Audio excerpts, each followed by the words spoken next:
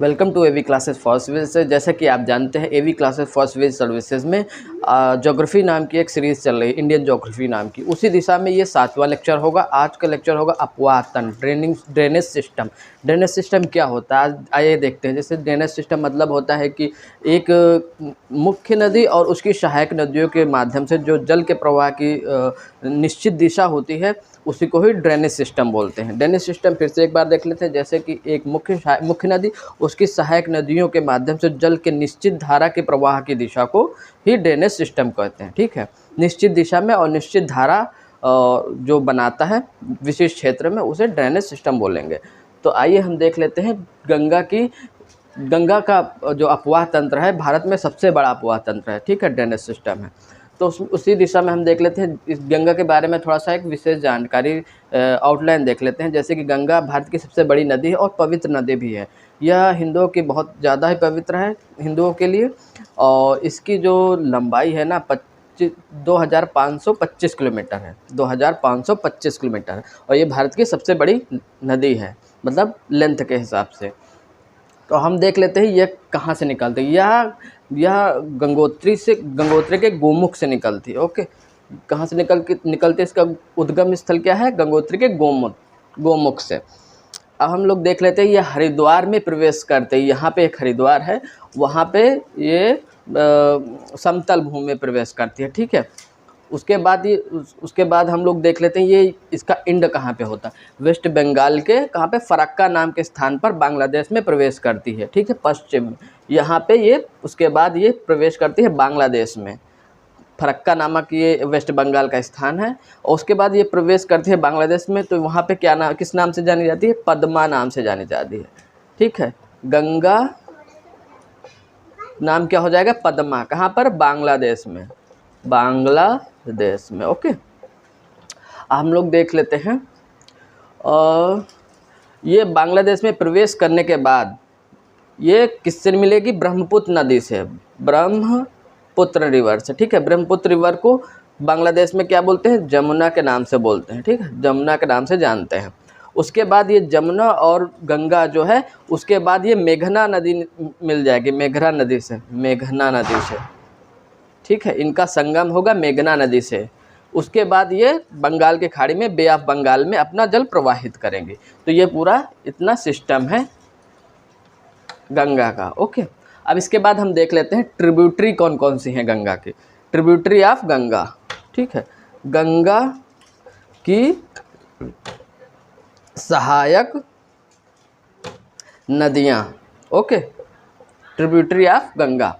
तो सबसे पहले देखेंगे गंगा का कैसे मतलब निर्माण हुआ है। सबसे पहले भागीरथी नदी निकलेगी, उसके बाद अलकनंदा निकलेगी।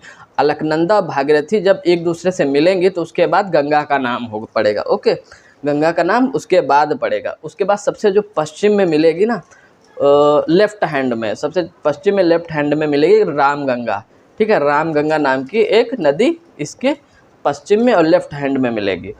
ठीक है, उसके बाद देख लेते हैं पूरब, जब पश्चिम में ही राइट हैंड में सबसे पश्चिम में जो नदी मिलेगी गंगा से, वो काली नदी होगी। और सबसे पश्चिमी नदी कौन सी है गंगा की ट्रिब्यूटरी, यमुना नदी है। ओके, यमुना नदी सबसे पश्चिमी नदी है। उसके बाद देख लेते हैं हम लोग, इधर इधर धीरे धीरे आएंगे तो रिंद नदी है।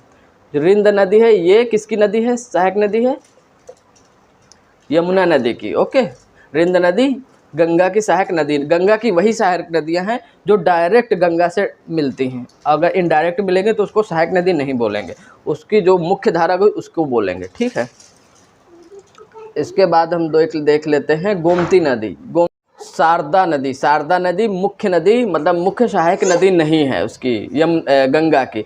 शारदा नदी पहले घाघरा में मिलेगी आके, और उसके बाद ये अपना पानी गंगा में प्रवाहित करेगी, इसलिए घाघरा नदी मुख्य सहायक नदी है। ठीक है, ट्रिब्यूटरी किसकी है, गंगा नदी की। गंगा नदी की घाघरा नदी सहायक नदी है, जबकि शारदा नदी नहीं है गंगा सहायक। ओके, उसके बाद हम लोग देख लेते हैं ऐसे ही राप्ती नदी भी गंगा की मुख्य सहायक नदी नहीं है, ये घाघरा से मिलती है पहले, उसके बाद अपना पानी गंगा में प्रवाहित करती है। ओके, इसके बाद देख लेते हैं गंडक भी एक गंगा की एक सहायक नदी है, गंगा की एक सहायक नदी गंडक भी है। ओके, उसके बाद देख लेते हैं ये कोशी, कोशी भी मुख्य सहायक नदी है किसी, गंगा की।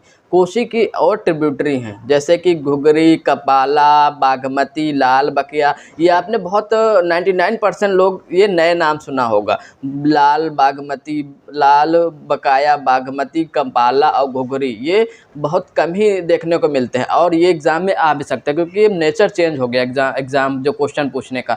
ये जो परंपरागत टाइप के क्वेश्चन आते थे अब नहीं आते हैं, अब काफ़ी अच्छे से क्वेश्चन पूछे जाते हैं, तो बहुत डिटेल से पढ़ने की ज़रूरत है। ठीक है, तो ये याद रखिएगा, ये लाल बकाया, बागमती, कपाला, घुघरी ये किसकी सहायक नदियाँ हैं? ये कोशी की सहायक नदियाँ हैं। ओके, और कोशी गंगा की सहायक नदी है। ठीक है, पश्चिम में सबसे पश्चिम में जो गंगा की सहायक नदी है बाएं हाथ में, वो महानंदा है।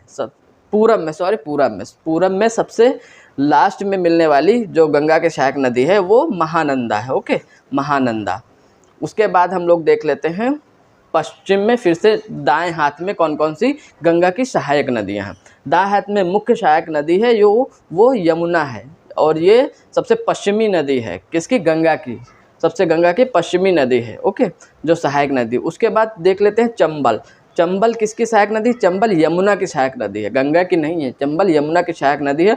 उसके बाद यमुना से मिलते हुए गंगा में प्रवेश करती है, गंगा में अपना जो पानी है प्रवाहित करती है, तो इसलिए चंबल गंगा की ना होके यमुना की सहायक नदी है। ओके, ऐसे पूछ लेगा चंबल की किसकी सहायक नदी है? गंगा, ब्रह्मपुत्र, यमुना, गोदावरी, तो आपको यहाँ पे ध्यान देना है यमुना की सहायक नदी है। ओके, इसके बाद देख लेते हैं सिंध। सिंध भी यमुना की सहायक नदी है। ठीक है, एक काली सिंध है, वो किसकी है? वो चंबल की सहायक नदी है। ओके, सिंध डायरेक्ट यमुना की सहायक नदी है। एक सिंधु है, वो अलग ड्रेनेज सिस्टम बनाता है। ओके, ये उसके बाद देख लें बेतवा। बेतवा भी यमुना की सहायक नदी है। बेतवा की कौन कौन सी सहायक नदियां हैं? जमनी है, धसन है और बिरमा है। ये किसकी? बेतवा की सहायक नदी है। और बेतवा किसकी सहायक नदी है? यमुना की सहायक नदी है, क्योंकि ये डायरेक्ट मिलती है यमुना से, और ये जो छोटी छोटी नदियाँ हैं वो बेतवा से मिलती हैं। ठीक है, इसके बाद देख लेते हैं गंगा की यमुना की एक सहायक नदी केन है। केन यमुना की सहायक नदी है। ओके, यमुना की। उसके बाद देख लेते हैं बिरमा, सोनर, ये किसकी? केन की सहायक नदियां हैं। बिरमा और सोनर किसकी सहायक नदी? केन की। ठीक है, ये जो बेतवा है ना, ये बेतवा यमुना से मिलती है उत्तर प्रदेश के हमीरपुर डिस्ट्रिक्ट में। ओके, और ये केन नदी है वो बांदा डिस्ट्रिक्ट में मिलती है यमुना से। ठीक है, उसके बाद देख लेते हैं टोंस नदी। टोंस नदी डायरेक्ट एक गंगा की सहायक नदी है, वो गंगा की सहायक नदी है टोंस नदी। ठीक है, ऐसे ही पूछ लेगा, ये बहुत कम लोगों को पता होता है टोंस नदी है छोटी, ऐसी कोई छोटी छोटी नदियाँ पूछ लेगा किसकी सहायक नदी है, तो ये काफ़ी डिफ़िकल्ट हो जाता है एग्जामिनेशन हॉल में। तो ये आपको पढ़ने की बहुत अच्छे से डिटेल में पढ़ने की ज़रूरत है। ये भी एक बाउंसर की तरह है, आता होगा तो आता होगा, नहीं आता होगा तो आपका क्वेश्चन छूट जाएगा या गलत हो जाएगा। तो इसमें काफ़ी आराम से और बारीकी से पढ़ने की ज़रूरत है। ठीक है, और इसमें ज़्यादा लेबर करने की भी बहुत ज़रूरत नहीं है, तो आराम से देखिए वीडियो, आराम से पढ़िए। अब आगे देख लेते हैं सोन नदी। ठीक है, सोन नदी भी एक गंगा की दाएं हाथ की एक सहायक नदी है। ठीक है, राइट हैंड साइड से एक सहायक नदी है। सोन की कौन कौन सी सहायक नदियां हैं? ट्रिब्यूटरी है, रिहंद है और कोयल है। पूछ लेगा कोयल किसकी सहायक नदी है, तो वो सोन की लिखेंगे, ना कि गंगा की नहीं लिखेंगे, सोन की सहायक नदी है। ठीक है, कोयल। जैसे रिहंद है। ठीक है, एक है रिंद। रिंद यमुना की सहायक नदी है। ठीक है, रिंद जो है यमुना की सहायक नदी है और रिहंद जो है सोन नदी की सहायक नदी है। ठीक है, उसके आगे जाते हैं मयूराक्षी नदी। मयूराक्षी नदी गंगा की सहायक नदी है। ठीक है, ये गंगा है, इसकी सहायक नदी कौन सी है? मयूराक्षी नदी। ओके, ये दाएं हाथ में मिलती है गंगा से। उसके बाद आगे बढ़ेंगे तो दामोदर नदी मिलेगी दाएं हाथ में। दामोदर बंगाल का शोक बोलते हैं। ठीक है, दामोदर को बंगाल का शोक किस नदी को बोलते हैं? दामोदर नदी को, दामोदर। और बिहार का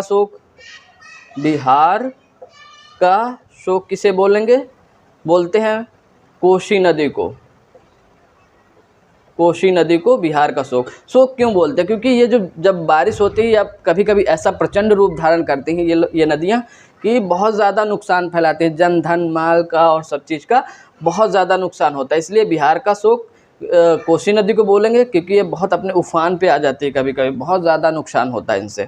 और बंगाल का शोक दामोदर नदी को, इन पर काफ़ी हद तक अभी काबू किया जा चुका है क्योंकि इसमें अभी बांध बन चुके हैं, तो उतना नुकसान नहीं हो पा रहा, लेकिन फिर भी अपने काफ़ी हद तक नुकसान करती हैं ये नदियाँ।